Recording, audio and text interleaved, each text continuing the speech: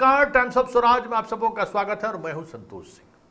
और आज हम टाइम्स ऑफ स्वराज में चर्चा कर रहे हैं कि पाठक जो कर रहे हैं उसको क्या कहेंगे आप। पागलपन के अलावा और कुछ हो कह सकते हैं? कोई शब्द है क्या इनके लिए?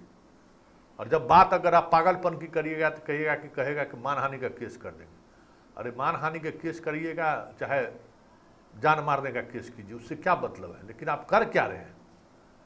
आप बताइए, गर्मी छुट्टी आप नहीं दिए, आप दक्ष क्लास ले रहे हैं, मतलब टॉर्चर कर रहे हैं ना। बच्चों को भी टॉर्चर कर रहे हैं और शिक्षकों को भी टॉर्चर कर रहे हैं। अभी पूरे इलाके में, ग्रामीण इलाके में इसी महीने शादी होता है और शादी काहे होता है? स्कूल में लोग छुट्टी रहता है, छुट्टी में लोग अपने तरीके से अपना ननिहाल जाता है, ननिहाल रिश्ते नातेदार में लोग, शादी में लोग शामिल होने जाते हैं, शिक्षकों के परिवार में भी शामिल है, सब बंद है।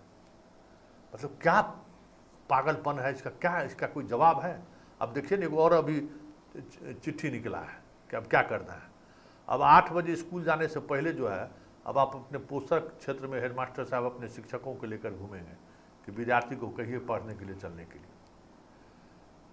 बताइए। और विद्यार्थी अगर कम होगा तो फिर आपके एक्शन होगा। आप फोटो खींचने के लिए एकदम तैयार है ही। और अब हर स्कूल का निरीक्षण हो, सुनिश्चित हो, ये तय करना है। मतलब क्या मतलब है भाई? डीपीएम पिटा ही गया ना मुंगेर में है?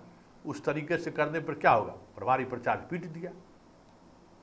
मुजफ्फरपुर में पिटाई हुआ ही है। तो अब स्थिति हाथों से, नियंत्रण से, हाथों से बाहर हो रहा है। जो स्थिति ये कर रहे हैं पाठक जी ना, अब तो ये इनका अब खुद का ये इनकी हैसियत नहीं है कि फील्ड में अभी चले जाइए। अब जिस तरीके का आक्रोश शिक्षकों में देखने को मिल रहा है, अभी फील्ड में नहीं जा सकते हैं, अब डाइट सेंटर पर भी नहीं जा सकते हैं। इतना घटिया व्यवस्था डाइट सेंटर पर है।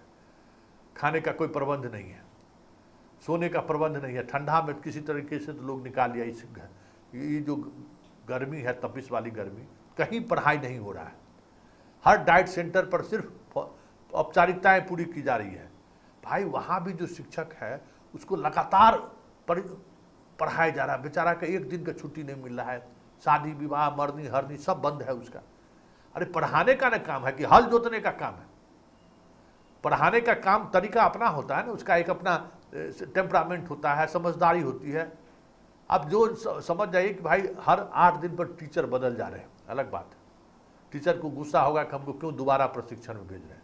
लेकिन जहाँ प्रशिक्षण हो रहा है जिस डाइट सेंटर पर, वो समझिए कि 24 घंटे क्या, किस मानसिक तनाव से वहाँ के शिक्षक कर्मचारी गुजर रहे होंगे इस पगला के चक्कर में। सब छुट्टी खत्म है। अरे 2 पैसा आमदनी न हो रहा है, और क्या होगा?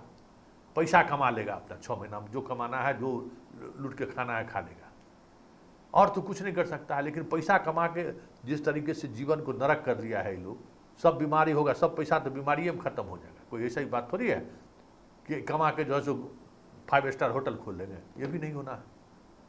स्वास्थ्य जीवन के पूरी जीवन पद्धति को बदल दिया ये आदमी। तो जो डाइट सेंटर है वहाँ शिक्षकों को छुट्टी तक नहीं है। अब छुट्टी का अप्रूवल डायरेक्टर स्तर पर होता है। बताइए, नहीं कोई पागलपन का मतलब है? छुट्टी तो भाई राइट है ना, मेरा अधिकार है कि भाई अगर कुछ इस तरीके की स्थिति बनी तो हमको छुट्टी देना है। महिला शिक्षकों को जो अनिवार्य छुट्टी है उसमें भी ये लोग बदमाशी करना शुरू कर दिया। ये पागलपन है ना, और क्या है? इसको क्या कहेंगे? पागलपन है। एक पदाधिकारी के पागलपन के कारण पूरा विभाग तबाह है। हाँ, अभिभावक को आनंद आ रहा है, चीज़ें सब मिल रहा है तो उसको आनंद आ रहा है। विद्यार्थी को पढ़ाई से कोई मतलब है नहीं, कोई वास्ता नहीं है। और ये सब इसलिए हो रहा है ना, और पाठक जी ये सब आप इसलिए कर रहे हैं कि जो बिहार का मुगाराहा जिसको कहते हैं ना, हम लोगों के इधर कहते हैं मुगाराहा वर्ग, वो आपके स्कूल में झांकने तक नहीं जाता। अगर वो झांकने के लिए जाता ना तो आपका तो विदाई तो छोड़ दीजिए, बिहार में आप समझ में आ जाता कि हम ब्यूरोक्रेट हैं तो क्या है। समाज का जो वहाँ का प्रबुद्ध वर्ग है, समाज का जो संपन्न वर्ग है, उसका बच्चा अभी भी पढ़ने नहीं जा रहा है स्कूल में। अगर वो जाता ना तभी खेला हो गया रहता आपका। ये मनमानी इसलिए चला रहे हैं कि गरीब का बच्चा वहाँ पढ़ता है, उसको भी 2 वक्त का रोटी नहीं है तो भोजन मिल गया तो वो उसी में खुश है उसको। लेकिन इससे कोई पढ़ाई में बहुत बड़ा परिवर्तन संभव नहीं है, होना ही परिवर्तन हो ही नहीं सकता है। आपके इस तुगलकी फरमान का असर यही होगा कि शिक्षक इतना शारीरिक और मानसिक तौर पर थक गए हैं कि अब वो पढ़ाने की स्थिति तो छोड़ दीजिए, किसी तरीके से स्कूल पहुंचकर समय गुजार ले रहे हैं। अरे नियोजित शिक्षकों का तो अभी भी घर के बगल में नौकरी है, लेकिन जितना बीपीएससी वाला बहाल हुआ होगा सोचिए, सरकारी नौकरी मिला उसको भी वो एंजॉय नहीं कर पा रहा होगा, कर पा रहा है। शादी विवाह सब कुछ, दोस्त महिम सब कुछ छूट गया। तो हो क्या रहा है, हेडमास्टर के हाथ की कठपुतली बन रही है लड़कियां। 2 दिन सर हम नहीं आएंगे, तो उसका आप समझ सकते हैं कि जो क्या स्थिति होता है ग्रामीण परिवेश में। तो ये सारी समस्याओं का आप जो गट्ठर बनवा रहे हैं ना पाठक जी, इससे 4 जून तक जो करना है कर लीजिए, बस 4 जून तक नई सरकार केंद्र में बनने दीजिए। उसके बाद तो आपका वो हश्र होगा ना कि पीढ़ी दर पीढ़ी लोग याद रखेगा कि वो आया था पगला, जो पूरे बिहार के एजुकेशन सिस्टम को किस तरीके से चौपट किया। और उस वक्त में जब इतिहास लिखाएगा ना तो लिखाएगा कि एगो मानसिक तौर पर बीमार एगो मुख्यमंत्री होता, जिसको पता नहीं था कि उसका अधिकारी उसका बात नहीं मान रहा है, विधानसभा में घोषणा करता है और वो भी पालन नहीं करता है। तो ये भी दौर इतिहास में दिखाएगा ना कि एक मानसिक तौर पर विकलांग मुख्यमंत्री के होने के बाद किस तरीके से पूरा सिस्टम एरोगेंट हो जाता है।